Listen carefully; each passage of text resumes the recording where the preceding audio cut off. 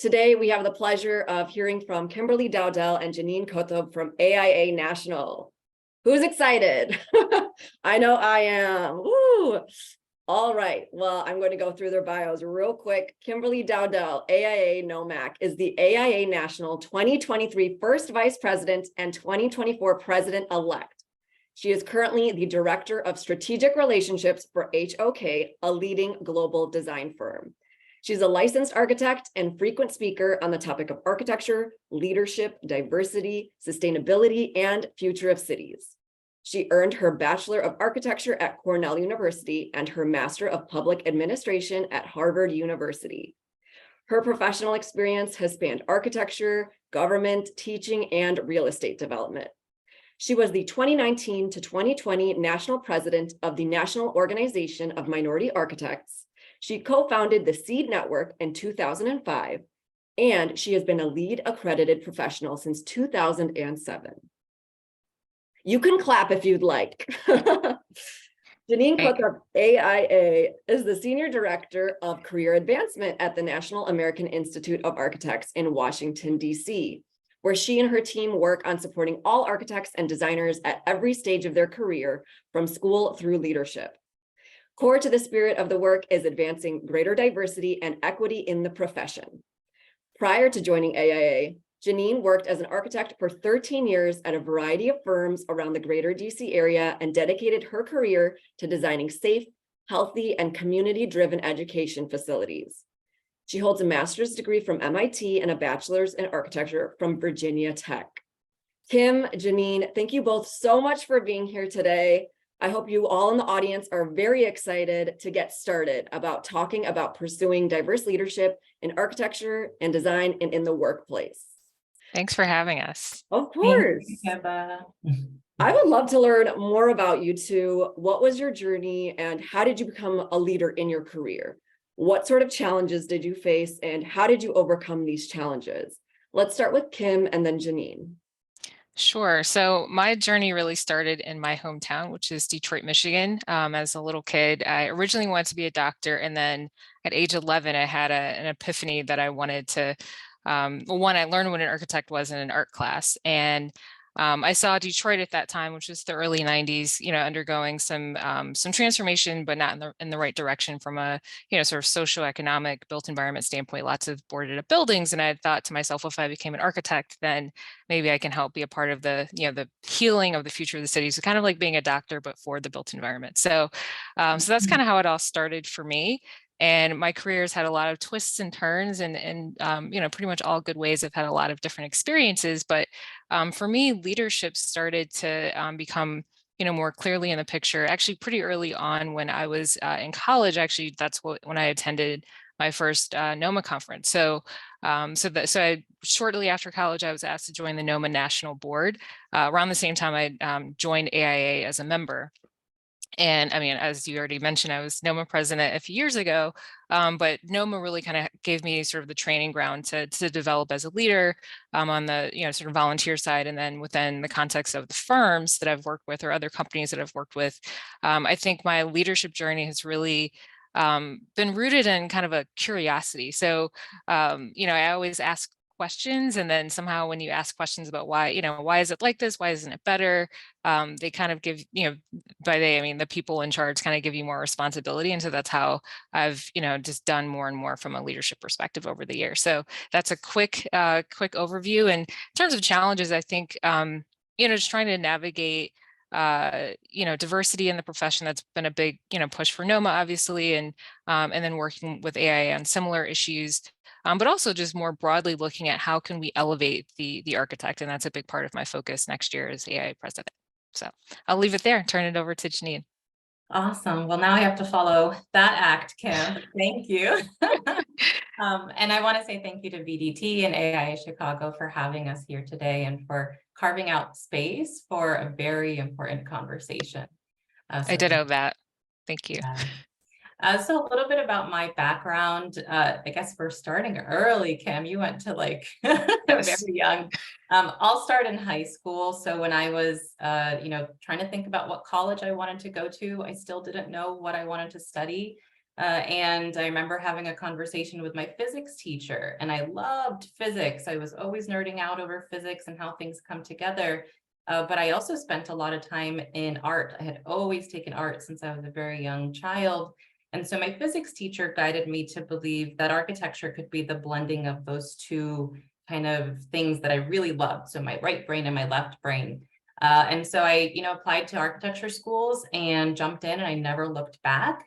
I'll also say that, being somebody of Middle Eastern background, we used to spend a lot of time as kids going back to the Middle East. And I do remember seeing the pyramids for the first time and just like in awe of one of the seven wonders. I can't say that that's what sparked me to be an architect, but, that always lives in my mind. And kind of speaks a little bit to my journey as well. I went to Virginia Tech for undergrad, amazing 5 years. Graduated at one of the worst times of the economy in 2010, and remember not being able to find work. I think only 3 students out of my whole class at the time could find work.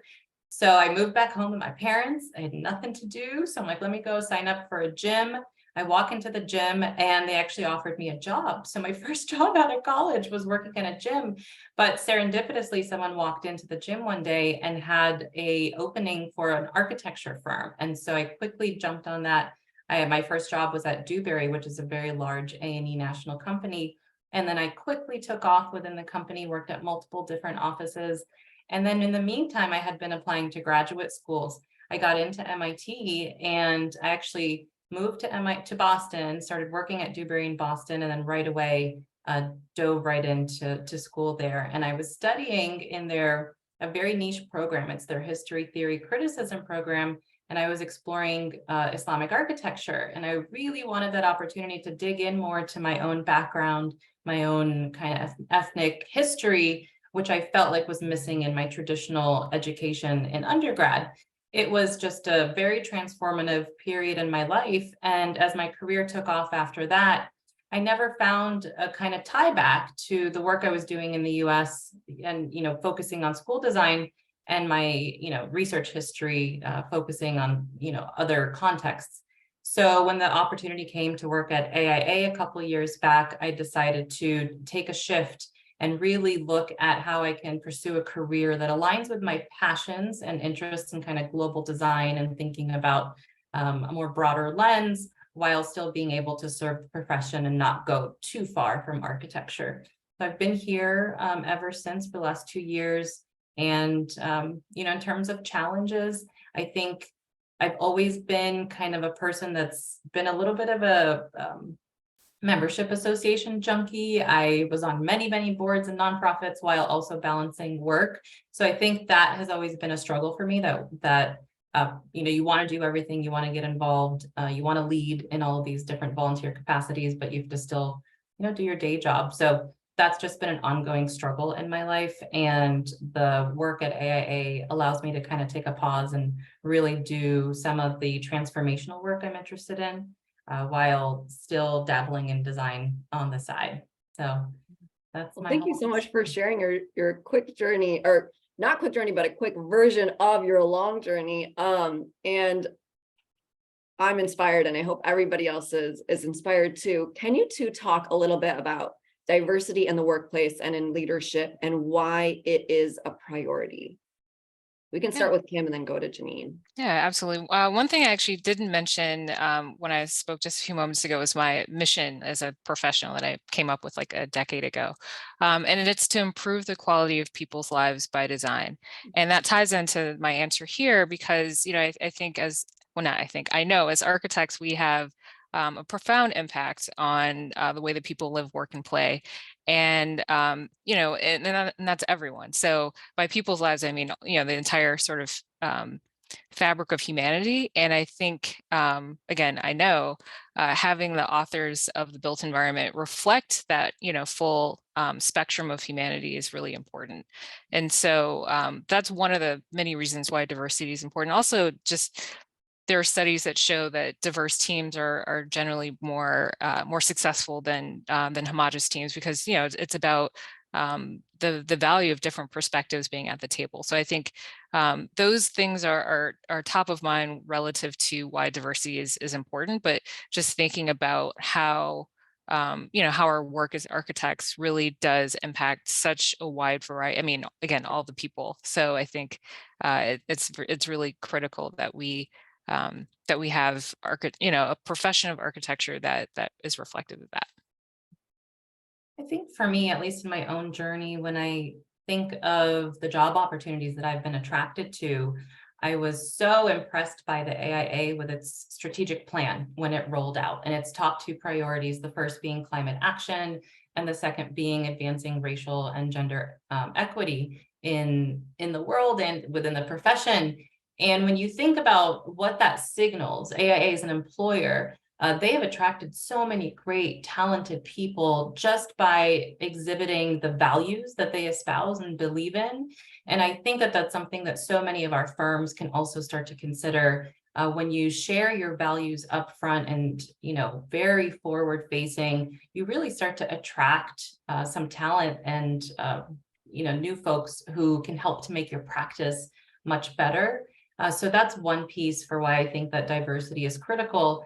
The other is, and kind of Kim touched on this, when you look at how you can integrate diversity within your workplaces, what that does is it moves us closer to greater equity and greater inclusion, and really creating more healthier workplaces and that cultivate belonging. And when you do that, you raise the bar for the quality of the environment that everyone is working in. So everybody benefits. Everybody, no matter if you're from a dominant group or an underrepresented group, you all benefit when you raise the bar for everybody that's in the room.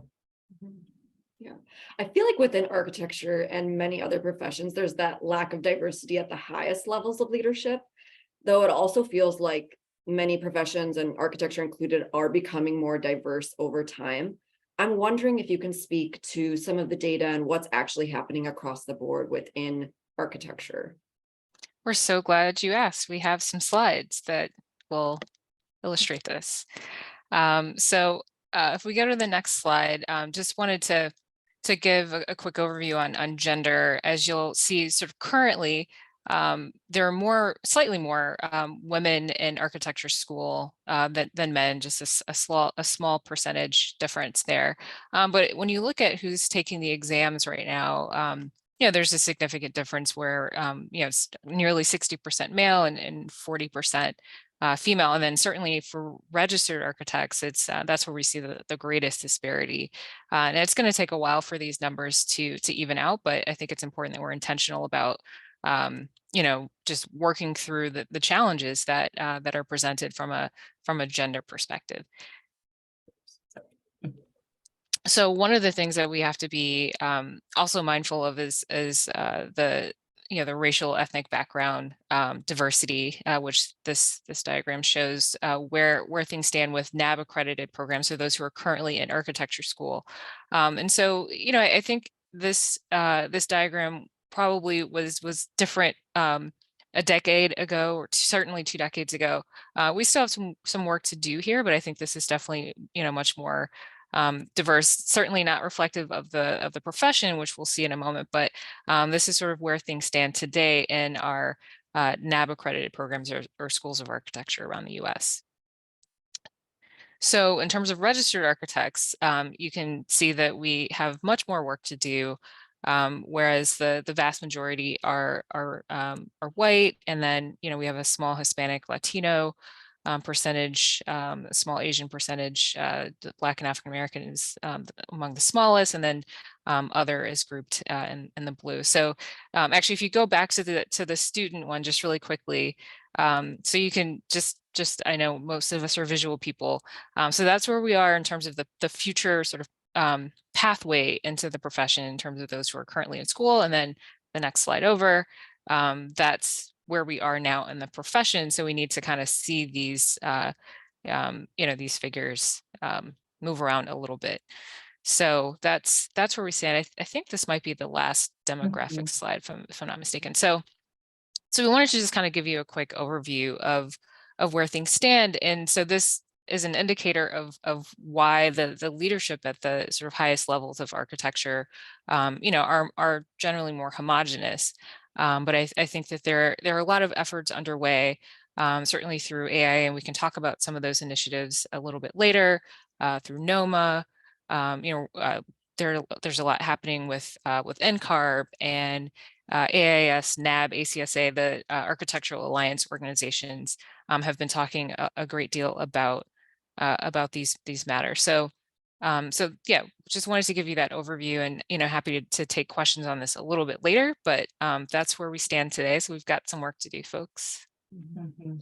I mean, looking at the two charts, you could obviously see the stark difference, and that's just with registration. I'm sure there are other parts of people's careers where some people are kind of leaving the profession. There are pinch points or stages that are kind of squeezing people out, especially people who are underrepresented, as we saw in the pie chart. Why do you think that's happening? Like, what is happening at these various stages, and how do you actually support the most at-risk professionals at these different stages in their career? Yeah, so I can kind of jump in there.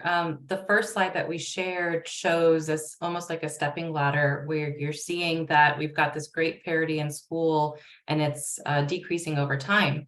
One thing to note is that we've had parity actually for several years. So there's this assumption by folks in leadership that, well, if the incoming class is diverse, and it is the greatest, most diverse group that we've seen to date, if it is diverse, then naturally we're going to see a kind of rise in diversity over time, which in fact is false because it hasn't happened naturally. We have seen some slight upticks in diversity, at least at how AIA is tracking membership. But in terms of recruitment and retention, those kind of twofold pieces, you have to be extremely intentional with your efforts because we are losing people. And so the pinch points that we're looking at, we see an initial steep decline right after graduation. That's one of the first times that we see people starting to leave the profession. So they're not even starting work. They're just departing immediately. Anecdotally, you hear people say, well, the thought of a lower salary is not something that can work with my high cost of living, the things and the high burden of my student loan. So there's a lot of burden that folks are facing, and salary is important. You're also hearing people say that, just the thought of licensure and having to wait 10 years to pursue a license is not ideal. They want to jump in and they want to be recognized immediately for their expertise. So those are just a couple anecdotal reasons. The next pinch point actually comes during the exam process. People are taking the exams, or taking those AREs, and it's not working for them for whatever reason. The 5-year rolling clock, which recently NCARB has suspended or has sunset, that is exciting. Still, different jurisdictions are looking at what that means at the state level, but the rolling clock was a huge impediment for a lot of people. Time ran out, and at that point, if you can't be an accredited licensed architect, many people decide to find a new career.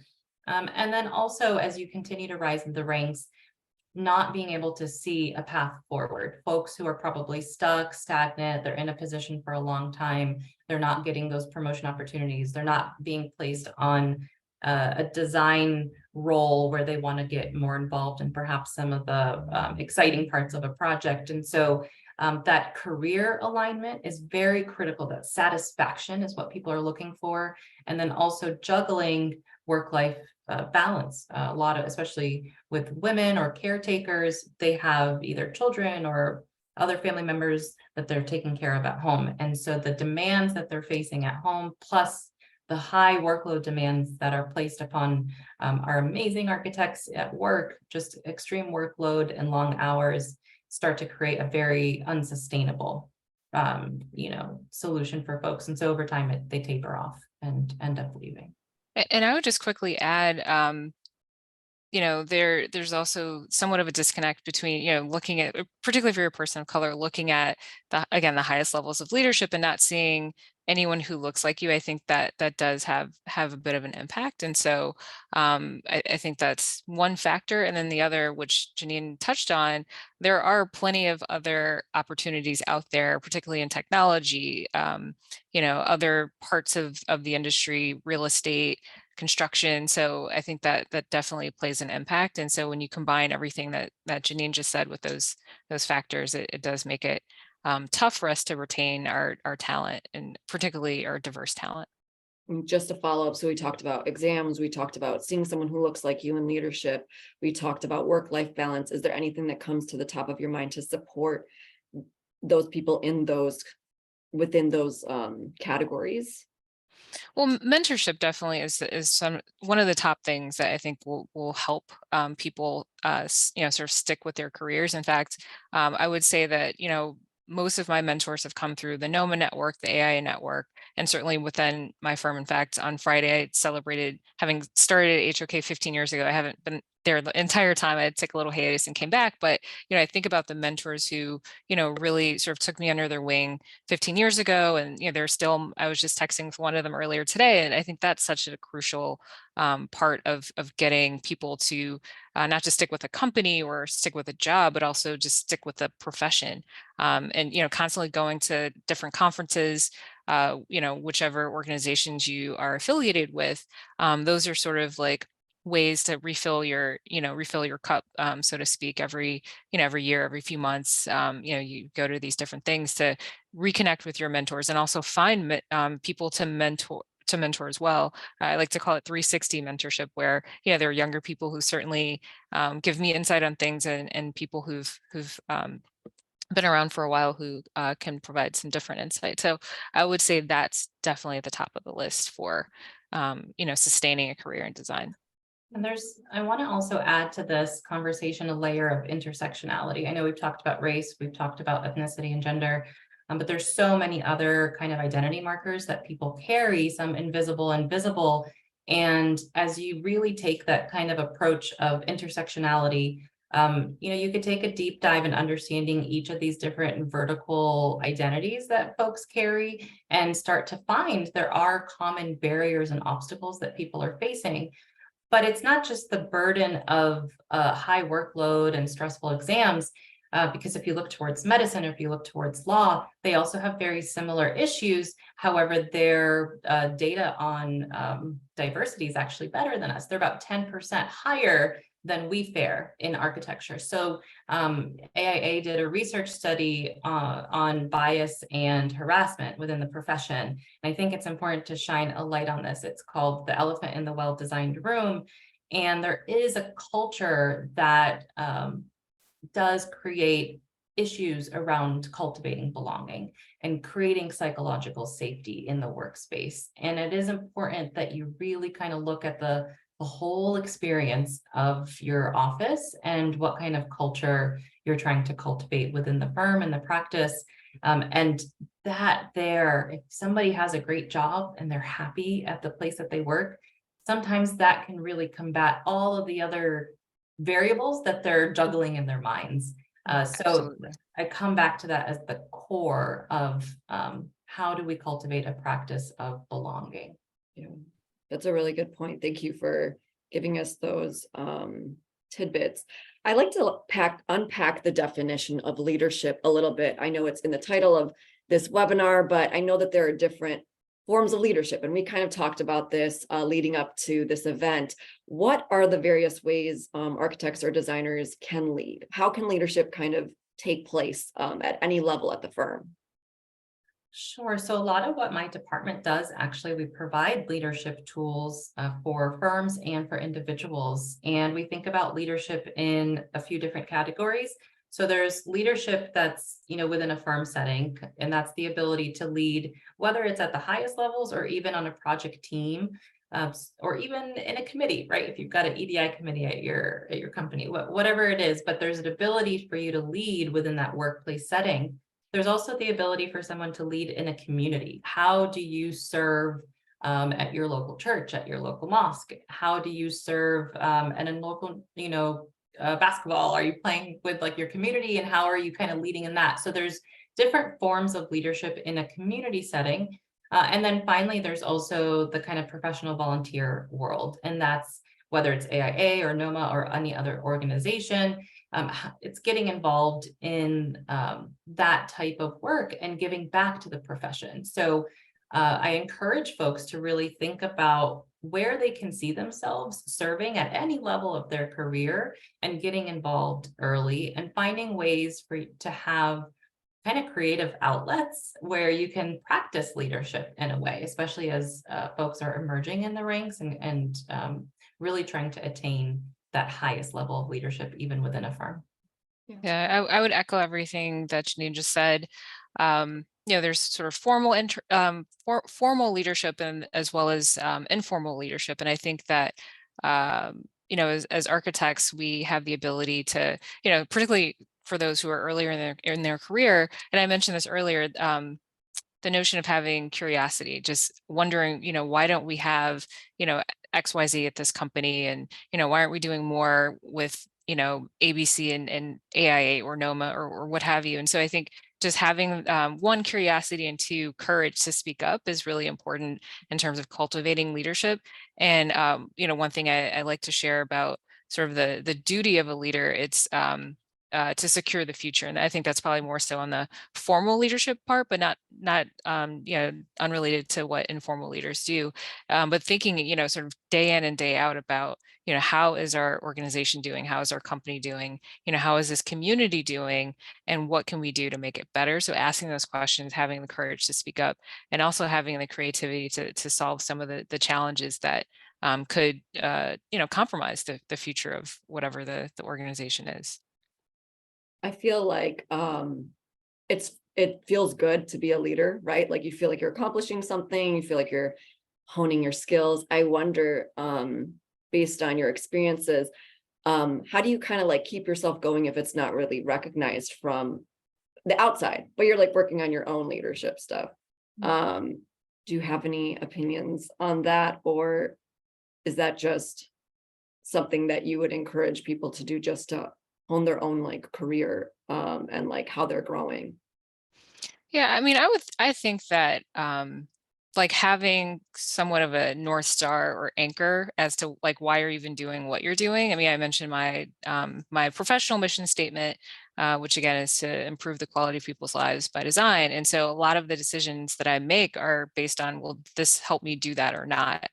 And then, I just mentioned my definition of leadership being to secure the future. And so, I don't necessarily need to be recognized for thinking about those things and doing those things, but, will this action or will this agreement or will this partnership, help us, whatever the organization is or company or whatever, will it help us have a stronger future? And I think leadership is a practice. And so you don't always get it right, just like architecture practice, laws of practice, medicine is a practice, but you keep, iterating and refining yourself as a leader, as time goes on, and just trying to solve those challenges to, again, secure the future of, the community that you are serving. I love that. And I think there's this like assumption that people are born leaders, right? Like Kim was born and all of a sudden like NOMA presidency was in her future, but it's a muscle. It takes time to develop and to grow, just the same way that you learned how to use Revit or how to become a project manager. You're learning those skills as you're kind of, matriculating and moving up in the ranks. So the recognition, it can come, but sometimes it doesn't. And so you have to ask yourself, even if nobody in the room saw what I did, but I know I'm sitting with myself and I'm proud of myself for what I've done, and it's aligned with my morals and my values, that's okay. I don't need, somebody in the room to stand up for me. For so long, I was doing volunteer work, but I was quiet about it. I didn't share it at my workplace because I was afraid actually that my supervisors would think that I was wasting time, or that it would take away from my ability to do my project work really well. And so I used AIA as kind of a platform for myself, or a opportunity to really find others who are passionate and doing similar things. So, there's a little bit of navigating that, but for folks who might be thinking, I'm not a leader, I'm not meant to be a leader. I think that for me, when I looked inwards and asked myself, when do I have to lead? When is it important that I lead? It's when I say, well, there's nobody standing in that place. And if I speak up and I know that it's going to help some other person, that's my job. I have to now say something so that others don't feel alone or isolated. I love both of your answers, and I feel like it's so empowering to kind of take take how you feel about yourself and how you perceive yourself back into, your own control. And I love that. I wanted to talk a little bit about power. I know it feels like a buzzword. So I want to know kind of how you define it. I know that as people are trying to grow in the workplace, it might mean that you're trying to gain power, but also trying to protect it simultaneously. So I was just wondering, how do you deal with gaining power and rising in your workplace while also helping and mentoring others to become leaders themselves? It's a great question. I mean, I think, there's a lot of, power is a heavy word, right? Like, it makes you think of a hierarchy and certain people having authority, but power, just thinking about the scientific definition, is it means the ability to do work. And I mentioned those having formal authority and those having informal authority. And I think about probably about 14 years ago or 13 years ago, as a young designer at HOK with several other colleagues, we actually again were curious, and we had an idea about creating the firm's first corporate social responsibility program called HOK Impact. And so around 2011 we decided to 2010 we decided to get together and go to the powers that be at HOK and say, we're doing all these different things around our different offices, and we've decided to come together and create this CSR program. And we requested a budget, we put together a whole plan, and all of a sudden we were the ones who were empowered to create this program. And it's still around. It's over a decade old at this point. And so all of our offices have HOK Impact champions and things like that. So that's one example that I can speak to, where a small group got together, didn't feel empowered, and then we decided to request some of the power from from the firm to create something new. And so that just, it reminds me of the agency that I think all of us have to, again, be curious and creative and have courage to request what you think would make the organization better, help improve conditions within your community, and just kind of empower yourselves to the extent that you can, and hopefully you do have supportive leadership to really back you up. And so that's one thought that comes to mind relative to that question. Yeah, it's a tough question. I think for so long, especially as an emerging professional, I would look towards leadership at the C-suite, and I would think that there was like magic happening behind this veil, and I didn't understand what was it like to be sitting at the table and to have wield this power and to be able to make decisions. And I quickly learned, especially now kind of being in a more senior position, just because you're sitting at the table doesn't mean that there still isn't going to be some degree of negotiation and influence, and kind of folks even at that table having to sometimes take a seat back and not always get their way. So I've heard a great quote once that said, outside power can influence inside change. And to me, that was so powerful, because it allowed me just to see that there are limitations at every single role. So you've got to really kind of look cross-sectionally, vertically, diagonally, and think about, that individual in their position. What are they actually empowered and enabled to do? And what are their limitations? So a person who has a board seat, they're only one vote. And so there's really a whole group of people. But it does highlight that if there is an individual missing in that board seat that looks like another segment of the majority or of the staff level, then there is a voice that's missing, and there are perspectives that are not going to be heard, and that's where it creates difficulty in cultivating cultural change over time. So again, it brings back the point that shared perspectives, diverse voices will hopefully influence positive change and yield great results for everybody. Yeah. I want to talk about promotions. Obviously, promotions are a big deal. They represent advancement. How do you recommend a firm implements like that pathway to leadership? And how do you get that big promotion to an executive at the firm? Yeah, well, one of the things that comes to mind is, so in addition to my my primary role at HOK, which is Director of Strategic Relationships, I'm also one of the 3 co-chairs of the firm's Diversity Advisory Council.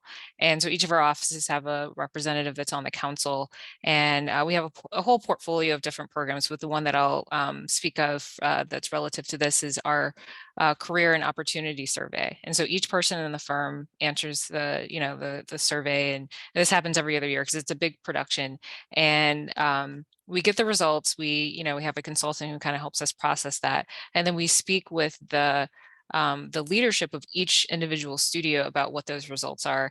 And one of the outcomes of this past year's career and opportunity survey exercise was that people felt like the annual review process needed to be improved to really help people have better, more strategic conversations around their future. And so that, and also strengthening our mentorship program, our cross-office mentorship program, investing in technology to make the connections easier and stuff like that. And so I think, again, mentorship is really important to the promotion process so that you actually have a feedback loop from other people within the firm. And certainly I encourage people to have mentors outside of their firm for that outside perspective, but also those within who can give advice based on knowledge of how that company works. But in addition to mentorship, sponsorship is really important. So people who can speak on your behalf in those kind of closed door sessions about someone's performance and their potential for growth and those kinds of things. But also our new review process, we call it Careers by Design. It really kind of holds people accountable for the goals that they've set. Working with their supervisor to maybe set more ambitious goals or just different kinds of goals, and then checking in more frequently throughout the year, because it used to be an annual review process. Now it's still annual, but then there are checkpoints kind of throughout the year to be more intentional. So I think those are some of the things we're doing here at HOK, but I know lots of different firms approach it differently. But I think hopefully that's helpful. Yeah, and I think that what's important with some of the conversations we're having is that there isn't just one path of promotion either. So rising up through the ranks, it's no longer just this pyramid where there's less and less spots at the top, so everyone's kind of clawing and fighting. I think what we're starting to see is that there are lots of different career alternative pathways, even within an architecture firm setting. So you've got people who are now director of sustainability, or somebody who's leading in BIM design and kind of providing technology resources, and people are now being enabled to wield the different skill sets that they have and to really hone in on what they're very interested in. So I think what's critical in some of the conversations that a supervisor might be having with their supervisee and kind of the people that report to them, really try to dig into that person's goals, understand what their goals are, and supervisors would really benefit from training on how to support staff, junior staff, and guide them through those conversations. Oftentimes we think that like a chart that just kind of gives you the ladder and is transparent can kind of just, people miraculously can understand it, but it's not necessarily the case. And so even supervisors need some of that investment and support. I feel for project managers. I feel for those people kind of in that middle bunch and middle bracket, because they too themselves are trying to grow, but they're also trying to rise and bring people up from the bottom below them. So it is a tough position to be in, right in that middle. I remember having a conversation with a supervisor myself and trying to chart that path forward, and it was clunky, right? Like he didn't really understand how to help me get there. And now on the flip side, I'm working for a different type of organization. I'm working in a nonprofit setting, and within my first year, I was promoted. So it jumped up really quickly. Thank you. So it's exciting to see that, but part of it is I've learned to have more open and honest conversations and just say, hey, I want that job. Can you help me get it? And, people can really be that sponsor, like Kim said. Yeah. I love that you brought up sponsorship, because I don't think people usually think about that. They think of, mentorship, but they're two different sides. I want to talk to you a little bit more about the importance of investing in yourself. And we kind of touched on it before, but just about pursuing leadership qualities, regardless of your place at the firm. And obviously you can start that when you start at the firm, midway through your career, even if you're at the top. What leadership qualities do you think were the most important for you to grow in your career? And also, does the AIA have resources for people, for individuals, for firm leaders to grow these skills? Yeah, well, I might sound like a broken record, but I guess I'll use my 3 C's: curiosity, creativity, courage. Being curious about how to make things better. Why are things the way that they are, and how do you make them better? And then thinking through what some of those solutions might be, leveraging your creativity, and then having the courage to speak up and to find the right people to help, solve whatever the challenge might be. And I think that, being involved with the AIA, particularly at the local level, initially, and getting involved with committees and AIA National, later on is important to help practice some of those things, getting engaged with with organizations, and solving some of these challenges with with your colleagues, is an important way to build some of that leadership muscle. So that's something I definitely encourage. So curiosity, creativity, courage. Yeah, that's awesome. I think it's really, when it comes to investing in yourself, I do agree with a lot of what Kim said, but it's also just, trying to put yourself in positions where you're taking risks and you're stretching yourself. Really start to look at where your growth opportunities are, where are the gaps that you've identified, and then put yourself in those opportunities to try and narrow that gap. I had a supervisor who would drag me along to all the AIA events that he would go to and put me in the front of the room and have me speak publicly. And that was such great training. And to have somebody who was my sponsor and to do that for me and really motivate me and encourage me was so helpful. But also, we offer a lot of resources and tools for both individuals and professionals, for firm leaders, that I'd like to share. So I'm going to share my screen real quickly. So the first will be the AIA Guides for Equitable Practice. Now, this is really not only just about leadership, but it's also about how an entire business thinks about how it operates. There are 9 chapters, and I'll show a couple more supplements that have been created since then. But these really help to think about the holistic way that firms are operating their practices, and to really push them to be more equitable and designed around the workforce that is to come. And then we've also got these 2 new supplements that I mentioned. One is Justice in the Built Environment, and the other is Equity in Architectural Education. It's really important that we think about that link between academy and practice. And if we're trying to transform the workplace culture in practice, we also need to kind of look back towards academy and what are some of the things that we're teaching really at the start. Mm-hmm. I also want to share AIA's membership demographics report. So we release this every year. It's so important for you to have access to this knowledge. Knowledge is power, and to see how we're progressing as a profession.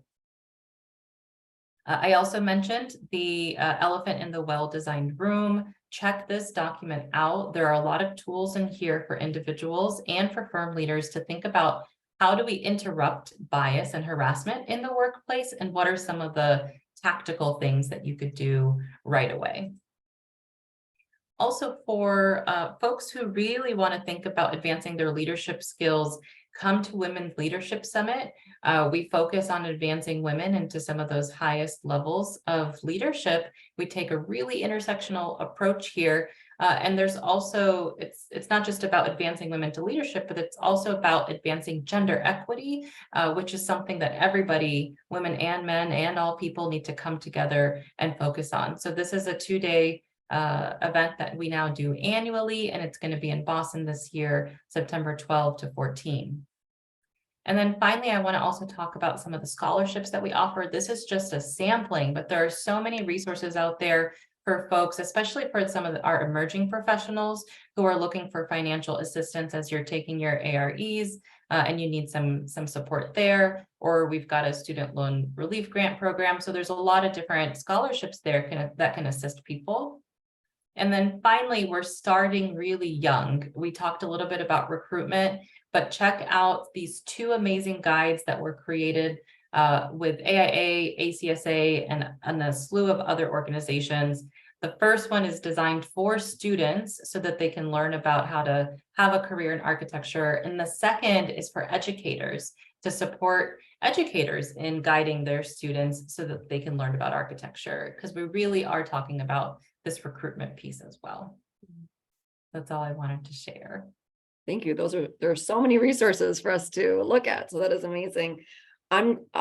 This next question will wrap up what we have, but we will go to question and answer from you all if you want to type your questions in the chat box. But what is the most critical thing you want listeners to take away from this session? What can they do day one when they go back to the firm or return to their work? Well, I could say be creative and courageous and curious, but I already said that a few times. But I think, work to, if you don't already have a mentor, find one, and also mentor other people. Again, that 360 mentorship that I mentioned is so important. And then the extent to which you can be an advocate and sort of share power with, with others. If you are in a position of leadership, I think that's really important. But if you are not, find an advocate, find a sponsor, in addition to a mentor. And, just like to the extent that you can, empower yourself. I think that's one of the most important things that I've learned throughout my journey is to, to sort of take chances, take risks, try different things, within the firm. I've done some work outside of architecture. Obviously, I've come back, but, just be bold, be courageous, and, look out for others as you ask for others to help you advance in your career. I think for me, it actually comes back to something, Kim, you said earlier, but knowing yourself and knowing your North Star, that's so hard for folks to do. I think it's actually a rare few folks who really know how to determine what their path will be. And it's okay if it meanders, but start to chart out for yourself, like what is your 1-year lookout, your 5-year lookout, your 10-year lookout, and where do you want to go? And if you're ever seeing that you're hitting an obstacle or barrier or that glass ceiling, maybe it's time to look for an alternate opportunity where you can really start to carve out what you know is what you deserve. I think what saddens me the most is when I talk to students who haven't even graduated yet and they don't want to come to be in architecture. They see what they're hearing, they see what is written out in social media and the conversations happening, and they just feel like it's such a stark and depressing profession. But in fact, it's the opposite. And I really encourage people to take back that power, really look into yourself and say, no, I deserve to be here. This is an amazing profession. It's so much fun. I want to stay. And if I'm going to stay, I want to make it a better place for me and for everybody else. Yeah, I agree. I mean, architecture is one of the coolest things you can pursue. I mean, you literally get to see and create the future. And so we need more younger people to understand that. And then we need to make sure that they have a clear understanding of how to navigate the educational process and licensure and obviously being within the context of a firm or some other alternative career path. I wanted to mention the slides that Jenine showed. We will be sharing those out. So I know we're getting a few questions on how you can get those resources. We will be sharing that. Now let's move on to Q&A from the audience. We have a question. How can architecture schools also advance their diversity in leadership when the institutions move much slower than the general population? I'm not sure if you can speak to this, but if you have any thoughts. I mean, I think the key word here is intentionality, being able to understand, where we are now. We have the metrics and being intentional about setting goals for, for the next 5 years and trying to make strategic hires and just finding ways to, work within the context of your institution to understand what the challenges are and do more outreach. I mean, I know a little bit about this because I currently serve on the board of trustees at my alma mater. And for years and years prior to that position, I worked, I volunteered with our College of Architecture, Art and Planning advisory council. And, we've been kind of navigating some of these same challenges. And this is one example of many, but one example is we realized that one of the almost informal requirements of admission, not just at Cornell, but at other places as well, is having some sort of summer camp, or not camp, but summer program that you do prior to applying. However, the case with at least the Cornell Summer College program, it's like all in with travel and lodging and the tuition and room and board, it's like $15,000. So any student who does not come from a family of means, they're not going to be able, it's just like not practical. And so we created with the generous donation of an alum, the Cornell Future Architect Award, which awarded 10 students that basically a sponsorship to participate in the program. So that's, again, a small, well, not so small, but it's an intervention that that helps a handful of students, but it also starts to address that access issue. And so whatever the sort of impediments might be for your particular school, understanding those and just being intentional about trying to help people overcome those obstacles. And I will say that particular program that you talked about, a bunch of the ACE students that Chicago mentors, and I'm sure come from other parts of the nation as well, have gone to that and continued to become architects. So it's very exciting to see that work. Another question is, I feel like I don't have the agency to make or influence change. What are some strategies that I can deploy? Do I work with my peers and create a coalition? Do I go directly to firm leadership? Where do I start? That's a good question. So, I think you first want to talk with probably your peers, see if others are feeling the same way you're feeling. But then also, look outward outside of your company, see if there are folks that you could talk to who are also going through similar issues, and perhaps how is their firm kind of addressing that particular issue. It's hard to know exactly what the problem is without speaking with this individual directly. I think that slow and incremental is really the process here.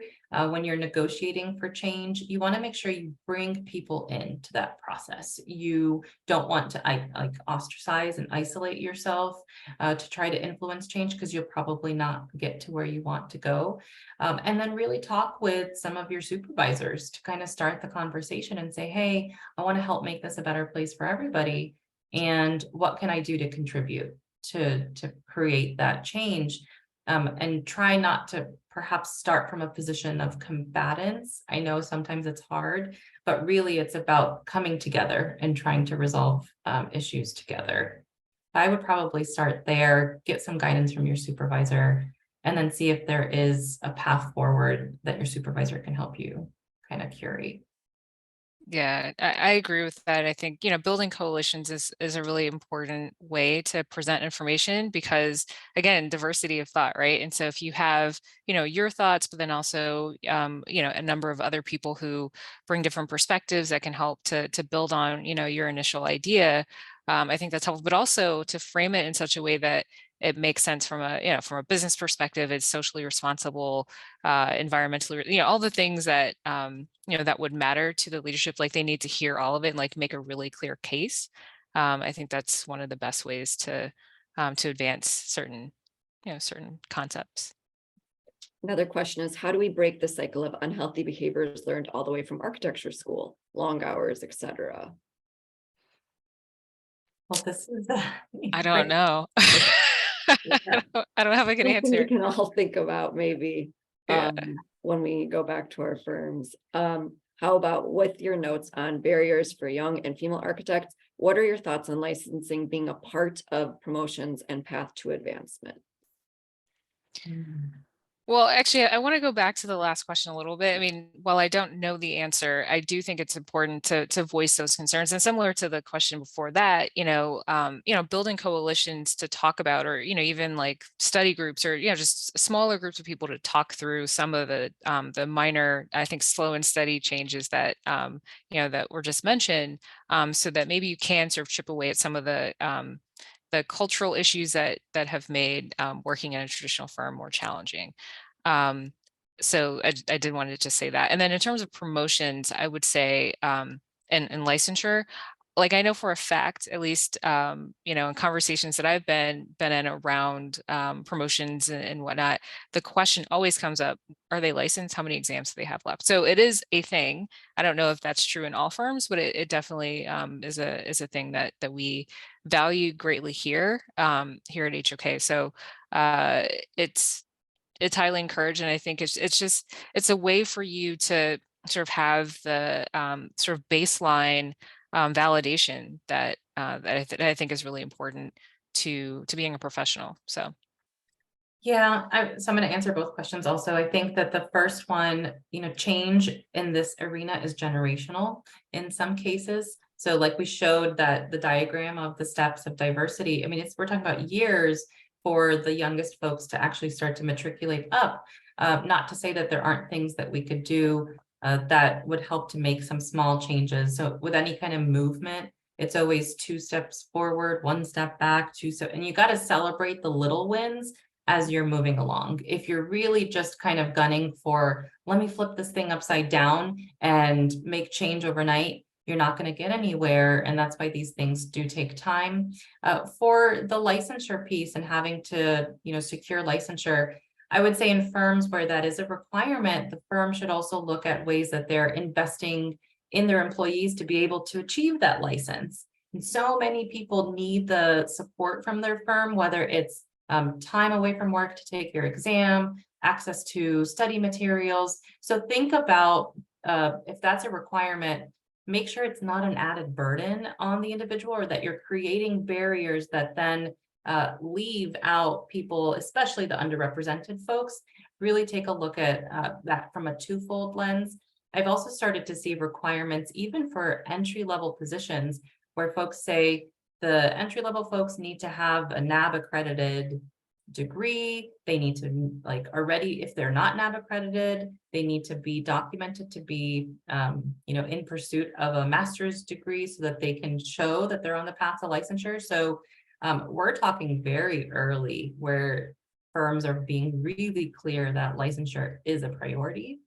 And I do think that the licensure piece is something that we value very highly also at AIA as well.